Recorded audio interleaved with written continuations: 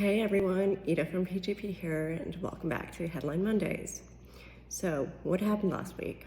Well, let's start off with Haas. So, the current team principal said that Gene Haas is still willing to invest in F1 provided money isn't wasted. I think he came out and said this because there have been rumors, let's say, of basically Gene Haas not wanting to invest more money into the team, even though their performance is lacking and their budget is very small. On the other hand, Haas's former team principal said he's looking to buy into a F1 team with the help of sponsors and return to the paddock. So maybe we'll see him back in other than a commentator capacity very soon. Then we move on to Alpine. So as you might have seen, if you watched last weekend's race, they have improved. I mean, they both made it out of Q2 for the first time all season. Well, Esteban made it out of Q2 in the previous race, Q1, sorry, but Pierre didn't. But that is all thanks to fast-tracking some floor updates for the Chinese GP. And they seem to be somewhat working, I guess, because they've improved a few spots. And then we have some Max Verstappen news. He got onto Time's 100 list for 2024, which is basically a list of like 100 influential people. And then in Red Bull / RB news, we have Helmut Marko coming out and saying Liam Lawson apparently has a exit clause if he doesn't get a seat for 2025.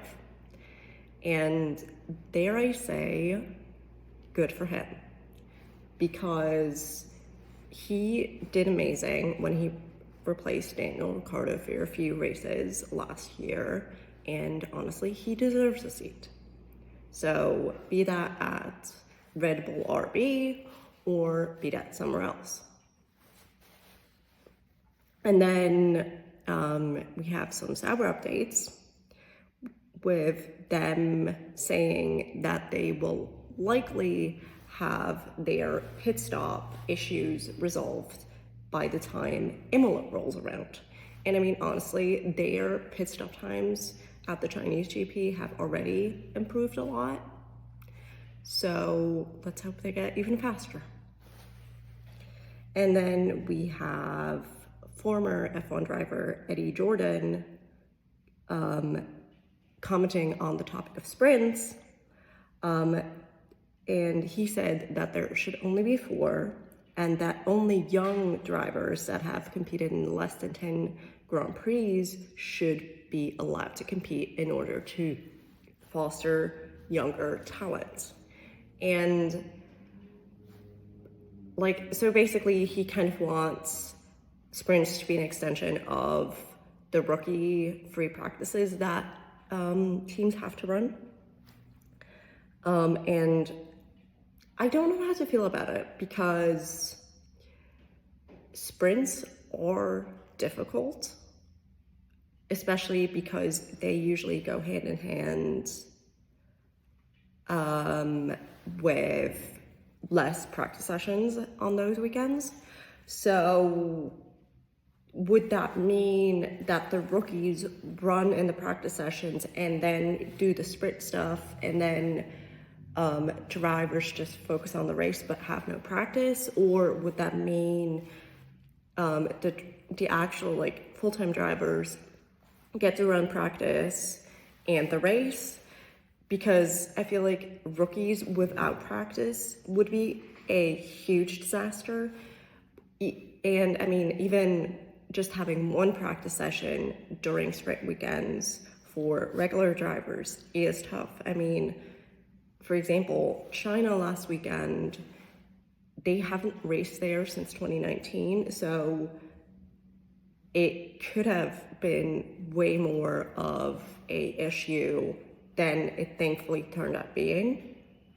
But still, while I get where he's coming from with giving young drivers a shot, I don't think that sprint weekends or sprint races for that matter are necessarily the way to go, or it would like have to be thought out more. And then we have Prema, who are an F2 and F3 team, and now also an IndyCar team. Their news is that they are apparently in talks with Mick Schumacher for next year when they enter IndyCar. And honestly, it kind of makes sense because Mick used to drive for Prema in F2 and F3. And honestly, I would love for him to get another shot, even if it might not be in an F1 car. And I'm kind of still bitter about that whole thing, but let's move on. And honestly, that's all the updates I have for this week. So see you guys next week.